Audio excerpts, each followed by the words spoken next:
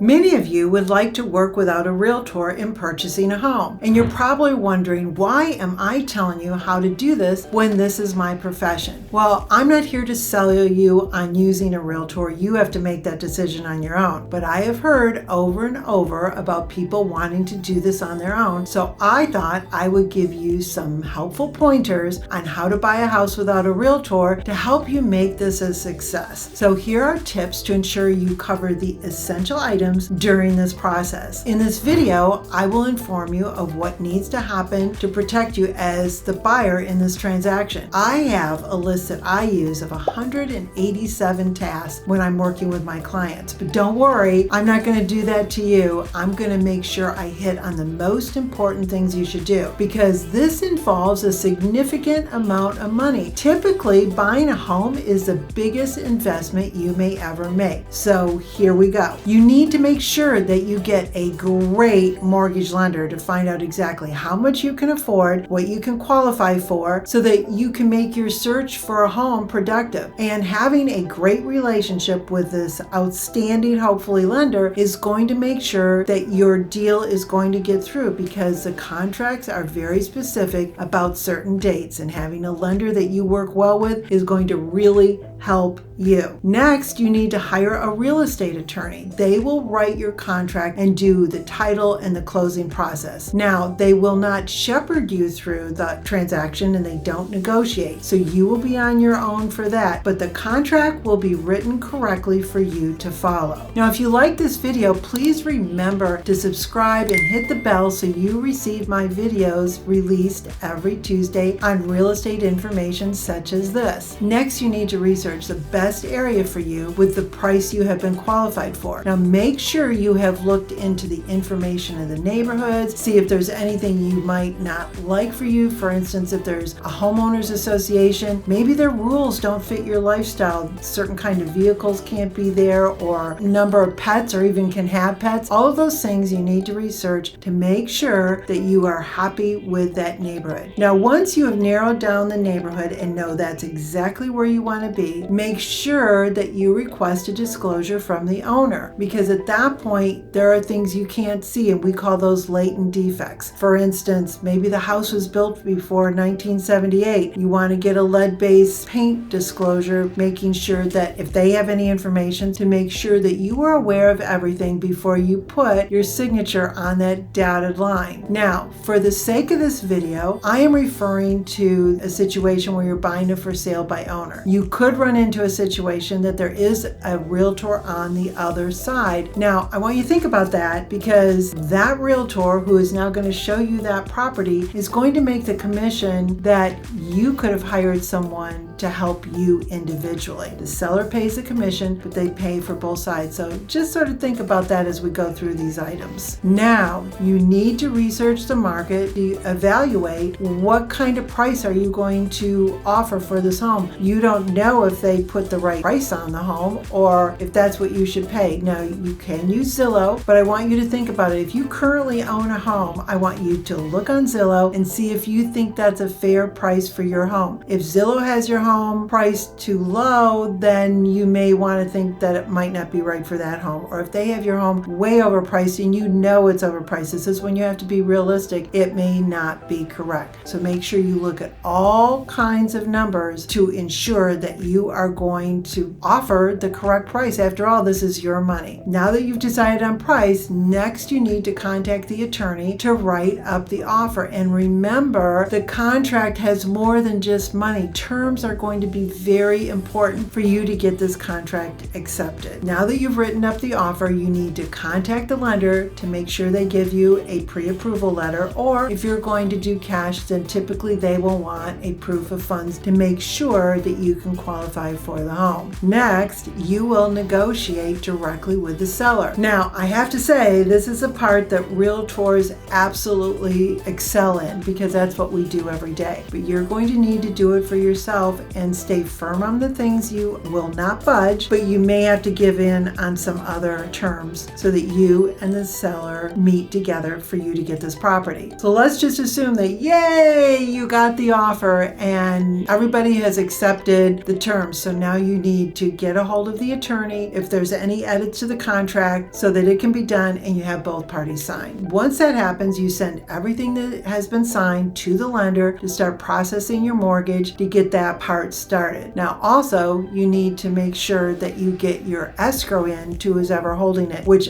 I would assume would be the attorney that wrote the contract. Now, it's really important. If you're doing this in Florida, whoever pays for title is the one who is represented, and you may need to pay for title so that they will hold the escrow for you. I now suggest that you write the dates down that are really important so you don't miss them, because if you miss a date, that means you could lose your deposit. So make sure you know the dates you have to put deposits in. Make sure you get those in there. So there's 1 deposit, 2 deposits, that you followed the lending rules of when your mortgage has to be applied for. The attorney is not going to do that. So this is going to be totally up to you. Now you need to have inspections. Hopefully you negotiated to have inspections. So hire an inspector. You need to coordinate with the seller that you're going to be there. You get them done, and possibly there could be some things on that inspection report you don't like. So now you're going to go back and renegotiate with the seller to make sure either the repairs are covered or maybe the seller isn't and you're willing to move forward. But those dates on that contract are really important so that you have the advantage of making a decision to move forward or not after inspections. Now you've gotten through inspections, you need to contact the lender again to make sure that the appraisal has been ordered, because you have a time frame for that. Because what happens if the appraisal comes in lower than the offered price? Again, now you negotiate a third time for the contract. Once you have gone through all of this, if there is a homeowners association, make sure that you have applied for the homeowner certificate. Most of them will not close if they require an interview without you going through the hoops of qualifying for the homeowner association. Now that that's done, you need to verify that you have the loan approval within the days allotted in the contract. As you move closer, make sure that the lender has sent their closing paperwork to the title company so that you close on time. You need to review the closing statement, make sure the title work looks acceptable, coordinate a closing date between you and the seller, transfer the remaining monies owed to the title company, transfer the utilities, do a walkthrough once they have moved out of the home before closing, and then you need to sign all the documents, get the keys, and the instructions about some specific things about the house.